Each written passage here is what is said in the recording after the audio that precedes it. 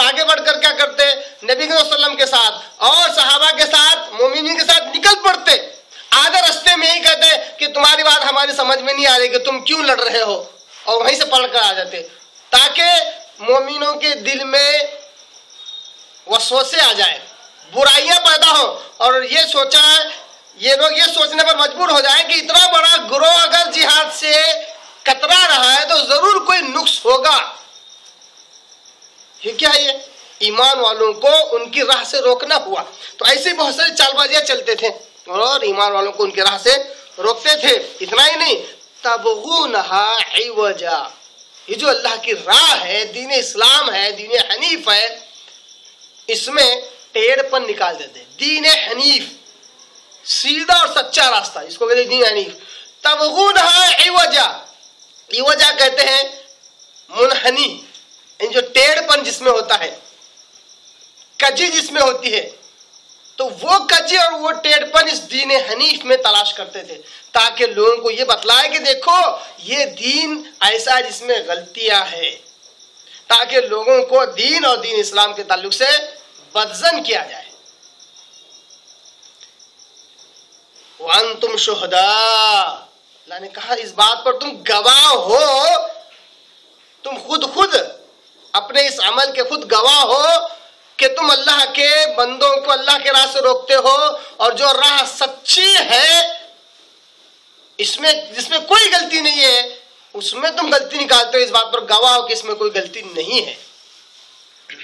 वअंतुम शुहदा वल्लाहु बिगाफिलिन अम्मा तअमलून, और बेशक अल्लाह तबारक व तआला गाफिल नहीं है तुम्हारे अमाल से, तुम जो कुछ करते हो तुम्हारे करतूतों से अल्लाह तबारक व तआला गाफिल नहीं है।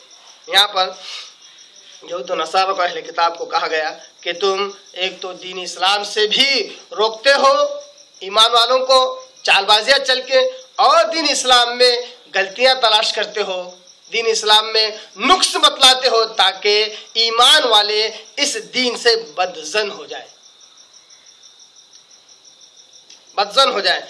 फिर इस तरह वो जो ईमान से भरे हुए हैं वो इर्तिदाद का शिकार होकर तुम्हारे ही दीन में लौट कर आ जाए या कुफ्र इख्तियार कर ले।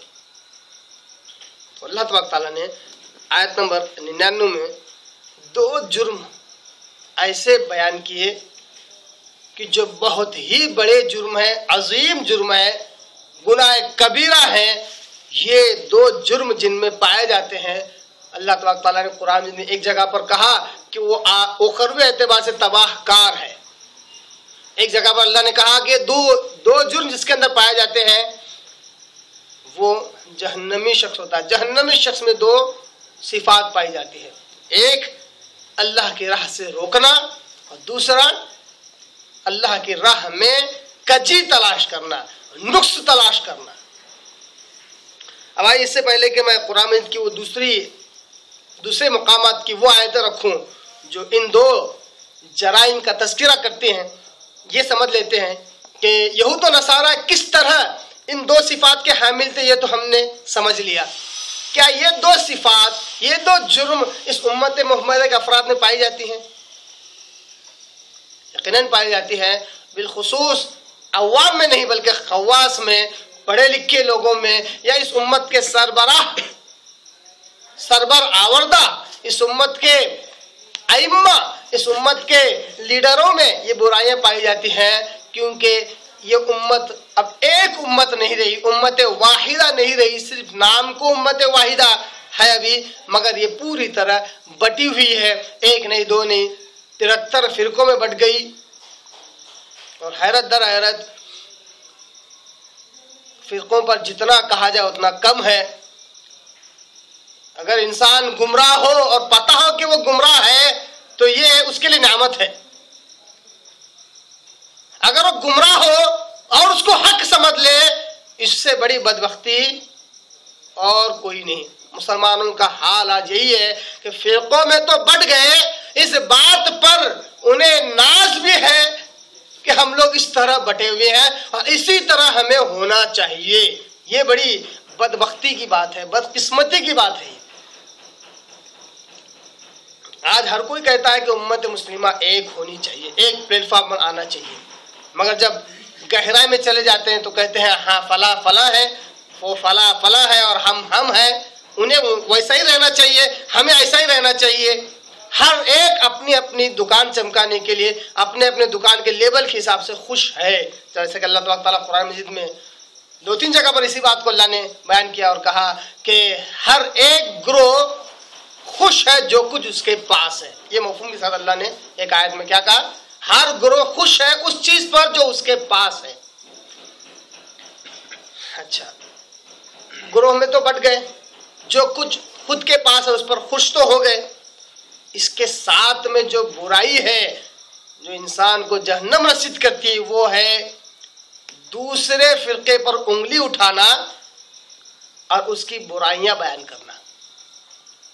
دوسرے فرقے پر انگلی اٹھانا اور اس کے نقص بیان کرتے رہنا.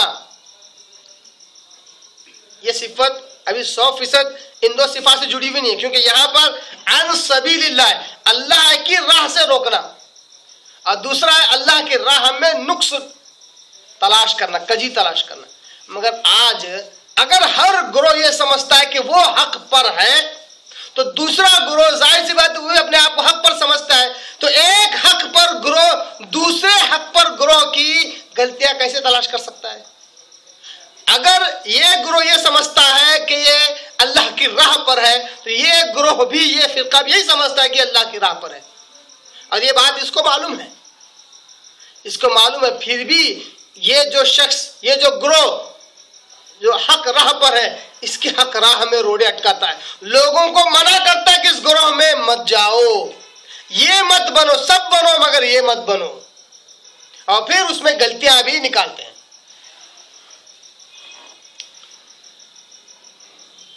خیر، اگر ہر گروہ گمراہ مان لیا جائے، ہر گروہ، فرض کیجئے حالانکہ یہ حق نہیں ہے، فرض کیجئے 73 کے 73 گروہ اگر گمراہ